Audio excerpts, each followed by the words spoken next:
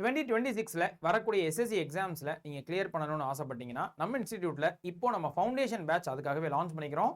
Next year வரக்கூடிய CGL, CHSL, MTS இந்த மாதிரியான எஸ்எஸ்சி எக்ஸாம்ஸ் எல்லாத்துக்குமே யூஸ்ஃபுல்லா இருக்க மாதிரியான ஒரு foundation course, slow and steady கோர்ஸாக இருக்கும்னு சொல்லலாம். நமக்கு மார்ச் வரைக்கும் நமக்கு கிளாஸஸ் வந்து எக்ஸ்டெண்ட் ஆகுது.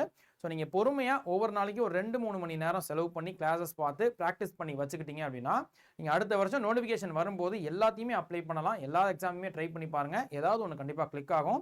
ஸோ செக் பண்ணி பாருங்கள். முக்கியமாக ஃபைனல் இயர் ஸ்டூடெண்ட்ஸ்க்கு கூட இது வந்து ஹெல்ப்ஃபுல்லாக இருக்கும் அப்படின்னு சொல்லலாம். அண்ட் கோர்ஸை ஜாயின் பண்ணுறது நம்ம செக்ஷன் எஸ்எஸ்சி செக்ஷன் இருக்கும். நம்ம all courses state exams Tamil Nadu போனீங்கன்னா அதில் மேன்மை அப்படின்ற அந்த பேட்சை செக் பண்ணி பாருங்க. அண்ட் பேட்சோட டீடைல்ஸையும் ஒரு தடவை வந்துட்டு ஃபுல்லாக பாருங்க.